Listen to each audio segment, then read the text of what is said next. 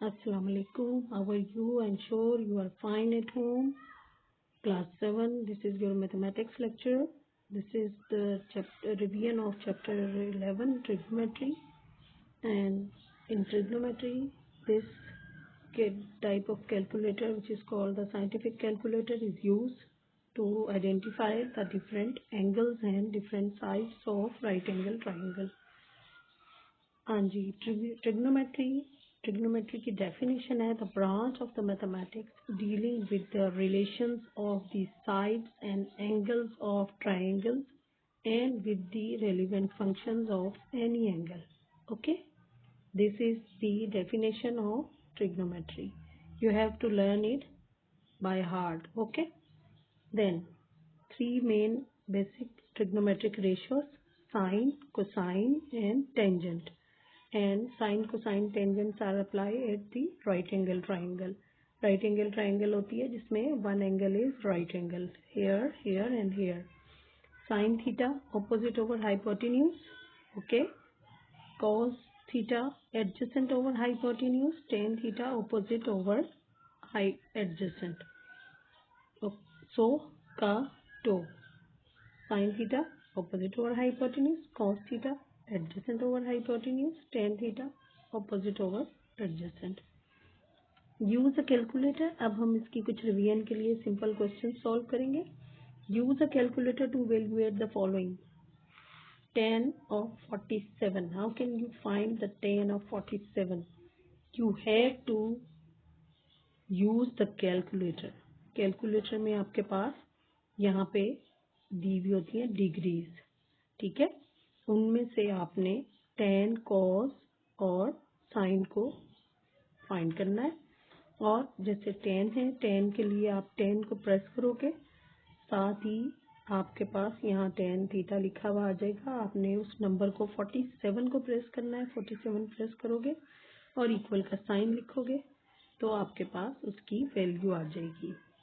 tan of 47 1.07 लिखा हुआ. और ये होता है मोर देन 2 dp, लेकिन आपको ओनली 2 और 3 dp आपने एक दफ़ा सेलेक्ट कर लेना है और 2 और 3 dp आप आंसर उसका सेलेक्ट करके लिखोगे.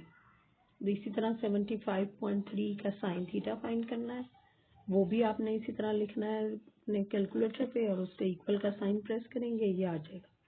cos of 30.19, this is cos of 30. अच्छा जी, अगर टू डिफरेंट आपके पास रेशियोज हैं, उन्होंने डिग्रीज दी हुई हैं, एंगल्स दिए हैं, उनकी वैल्यूज आप फाइंड करेंगे. Sine theta of 35 and cos theta of 49, दोनों को अलग अलग लिखेंगे और फिर जो आएगा आंसर उसको ऐड करके 1.23 आपके पास आंसर आ जाएगा. आपने स्टेप बाय स्टेप जाना होता है क्वेश्चंस में. अच्छा जी, उसके बाद आपके पास होता है following right angle triangle. Find the unknown side of following right angle triangle. ये अननोन साइड, एक कोई साइड हमें अननोन दी होती है उन्होंने और एक गिवन होती है. अब हमने देखना है कि ये कौन सी दो साइड्स हैं, एक गिवन और एक अननोन.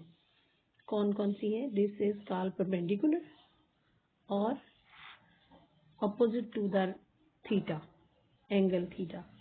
इसके अगर साइड सामने वाली है तो उसको अपोजिट कहेंगे और longest side of right angle triangle है तो हाइपोटेन्यूज कहलाती है. अपोजिट और हाइपोटेन्यूज कौन सा वाला? सो साइन ऑफ 30 आप अपोजिट ओवर हाइपोटेन्यूज अप्लाई करोगे. ठीक है, BC ओवर AB. अब यहाँ पे BC की क्या है आपके पास? x है और AB इज 11 है. 30 डिग्री का आपने साइन फाइंड करना है. साइन ऑफ 30 डिग्री, x की वैल्यू वहाँ ले जाएंगे आप, x को इधर ही रखेंगे, 11 को वहाँ जाके मल्टीप्लाई कर देंगे साइन ऑफ 30 से. जब आप 11 को साइन ऑफ 30 से मल्टीप्लाई करते हैं तो 5.5 आपके पास आंसर आता है. ठीक है, अब आपने एक और क्वेश्चन इसी तरह का है. Find the value of unknown in each of the following right angle triangle. Right angle triangle में अब ये देखेंगे हम. अब इस वाले एंगल में, इस ट्राइंगल में आपके पास फिर से यही आया कि ऑपोजिट और हाइपोटेन्यूज है. इसमें ट्राइंगल को उन्होंने डिफरेंट डायरेक्शन में ड्रॉ किया है.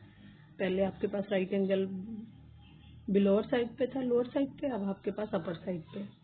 ये कोई ऐसी बात नहीं है, आपने सिर्फ और सिर्फ अपने थीटा पे फोकस कर रखना है कि थीटा से आपकी मेजरमेंट्स जो है राइट एंगल ट्रायंगल की क्या क्या बनती हैं और कौन कौन सी साइड गिवन और अननोन है। अब फिर गिवन और अननोन अपोजिट और हाइपोटेन्यूज हैं। इसमें से आपके पास ए अननोन है और हाइपोटेन्यूज आपको दिया हुआ है 15 साइन ऑफ 67 फाइंड करेंगे और ये आपके पास आंसर आ जाएगा। अगर आपके पास 2 अननोन वैल्यूज हैं, एक ट्रायंगल में सिर्फ एक वैल्यू गिवन है, तो भी आप कर सकते हैं, आपकी अपनी मर्जी होती है। पहले आप एक कौन सी साइड फाइंड करते हैं जिसको आपने सेलेक्ट किया है, एक गिवन और एक अननोन को सेलेक्ट कर लें और उसके बाद उसको सॉल्व करें। अगर आप सी पहले फाइंड करना चाहते हैं, सी के लिए आपके पास ये है एडजेसेंट और ये है हाइपोटेन्यूज। एडजेसेंट और हाइपोटेन्यूज को हम देखते हैं कॉस थीटा में। Cos of B is equal to adjacent over hypotenuse. Cos of 43 है, 43 ये है, ठीक है। उसके बाद सी आपके पास अननोन है, हाइपोटेन्यूज की वैल्यू 16 है, 16 कॉस ऑफ 43 हम 11.7 आ जाएगा। अब आपके पास सी की वैल्यू भी आ जाती है 11.7, ये 16 है। आप चाहें तो एडजेसेंट और ऑपोजिट से भी कर सकते हैं, एडजेसेंट और हाइपोटेन्यूज से भी कर सकते हैं, जिससे मर्जी आप करें, ऑपोजिट ओवर हाइपोटेन्यूज से भी बिल्कुल। Again you have to find the DCM। D के लिए आपके पास है ऑपोजिट ओवर हाइपोटेन्यूज, ठीक है। ऑपोजिट में आपके पास है DCM और हाइपोटेन्यूज में 16 है। इसको आपने वैल्यूज लिखी और डी आपने फाइंड करना है। 16 multiplying with sine of 43 degree, ये इन्होंने डायरेक्ट निकाला है, आपने 2 स्टेप्स में इसको सॉल्व करना है। सेम है, यहाँ भी आपने ये डायरेक्ट इन्होंने फाइंड किया है, आपने इसको 2 स्टेप में सॉल्व करना है, ठीक है, क्योंकि आपके हर स्टेप के अलग मार्क्स होते हैं। थैंक यू बेटा।